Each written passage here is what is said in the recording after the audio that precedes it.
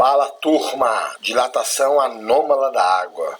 Por que tem um capítulo só para água? E por que dilatação anômala? Porque a água, turma, acontece uma coisa muito especial com ela, tá? A gente viu a aula passada que estamos falando de dilatação, que todo corpo que recebe energia, ele vai aumentar as suas interações moleculares e vai acabar aumentando o volume do corpo, certo? Beleza. E o contrário seria o que? A contração, ou seja, você diminuiria a energia e ele teria uma dilatação negativa. Bem, com a água acontece o contrário, dá uma olhada, ó. Esse daqui é o comportamento do volume da água em função da temperatura. Quando a água está perdendo temperatura, né, diminuindo sua temperatura, seu estado de agitação, a gente pode perceber claramente que o volume também vai diminuindo. Só que quando chega aqui, turma, isso aqui é parte de uma parábola. Então, o mínimo valor, grava bem esse número aqui, ó, é 4 graus Celsius.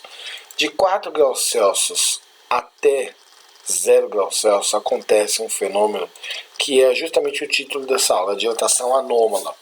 Olha o que acontece com o volume, ele é o menor possível. Então, neste caso aqui, se a gente pegar e analisar a fórmula da densidade, que é massa sobre volume, se o volume aqui é o menor, quer dizer que a densidade é a maior possível. Só que de 4 até 0 graus Celsius acontece um fenômeno um pouquinho contrário. O volume aqui é o menor, só que em 0 graus Celsius ele dá uma pequena aumentada, e é aqui que está a bomba. Em 0 graus Celsius ela aumenta o volume, então é por isso que era a dilatação anômala da água. Ou seja, quando diminui, em vez de diminuir o volume, ele aumenta. O menor volume é em 4 graus Celsius, grave esse valor que aparece bastante em vestibular.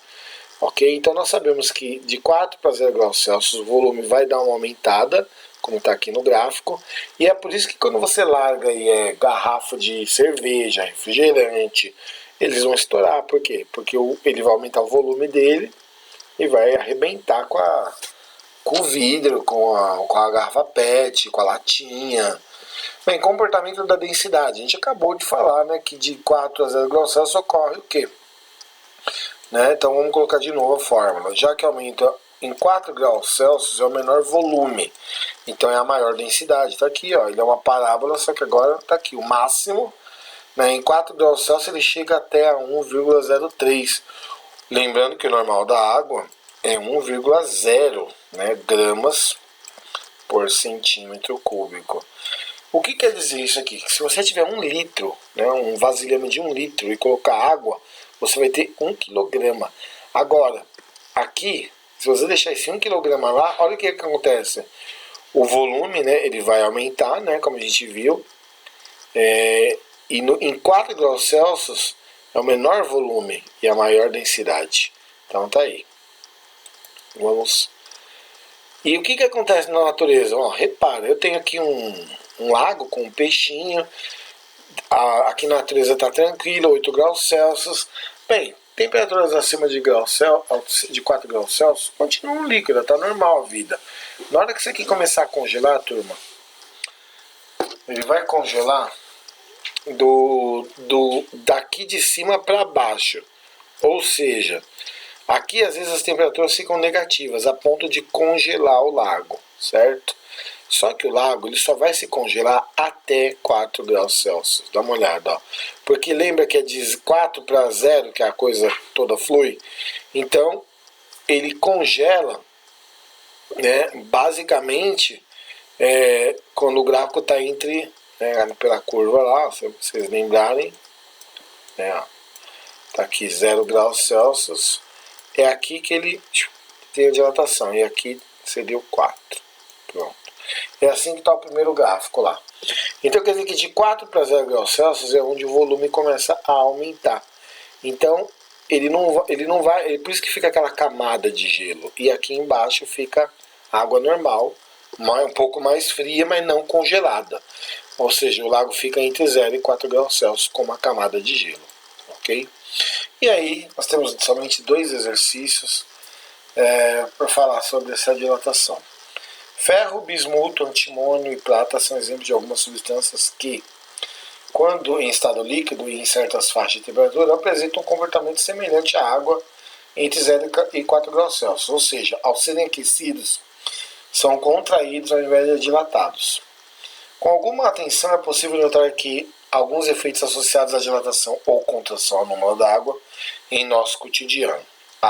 O fato de a água ser um bom isolante térmico.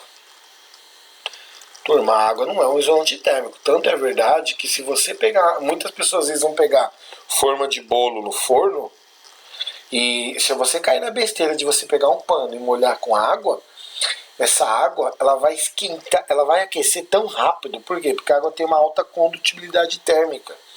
Então, ela não é um isolante térmico, ela é um bom condutor. Tanto é que quando você vai pegar forma no forno, tem que ser um pano seco, porque o ar é um isolante térmico, não a água. Então a A não é, a A está totalmente errada. B, o fato de o gelo ser formado na porção superior da água. Bem, na porção superior da água, realmente o gelo, como eu acabei de explicar lá no exemplo do laguinho, ele é formado na porção superior da água, e lá embaixo vai ter água normal, com toda a vida marinha. Então nós sabemos que ao ser resfriada de 4 graus Celsius até 0 graus Celsius, a água tem o seu volume aumentado, né, pela dilatação, e a sua densidade diminuída. Então, a água a 0 graus Celsius, né, vai se converter em gelo, beleza? E se alojar na parte superior do lago, no caso, lago da água. Então, vamos lá. Por isso que sempre começa a congelar na parte de cima, até forminha de gelo, viu? Nem vou ler o resto, vamos lá para o último. O gráfico a seguir mostra como varia o volume interno de um recipiente de vidro e o volume de uma porção de água em função da temperatura. Então vamos, bem, dá uma olhada aqui, ó. No volume, o gráfico é volume por temperatura. De 4 graus Celsius a 0, a gente sabe que a água aumenta o seu volume, ok? O vidro, né, no caso aqui, o recipiente, a gente está vendo que ele também tem um pequeno, né, aumento aí. Porque na verdade as coisas acabam se contraindo. Considere que 500 ml de água a 4 graus Celsius serão colocados num recipiente de vidro também a 4 graus Celsius, de capacidade de 500 ml. Com relação a essa situação, são feitas algumas afirmações. Primeiro, então vamos analisar cada uma delas, e nós sabemos que, por um acaso, ocorre geralmente ruptura do sistema, né, quando a água se congela. Ele coloca assim, ó, se aquecermos o conjunto a 15 graus Celsius e meio ml de água transbordar, a real dilatação da água é superior a meio ml. Bem, aí ele está falando de dilatação nos líquidos no geral. É o seguinte, ó, eu vou explicar rapidinho isso aqui. Vamos supor que eu tenho e coloco água num recipiente aqui. E ele está uma temperatura. Quando eu aquecer todo esse recipiente, só vai derrubar água depois que o recipiente dilatar, o líquido dilatar, e o que sobrar que dilatar mais é o que derruba. E ele colocou aqui de um jeito que você pode confundir até com aquela história do Arquimedes. Ou seja, o volume que entra é igual ao volume que sai, mas não entrou nada. Entendeu? Então, tem que tomar muito cuidado. Então você tem que conhecer as histórias.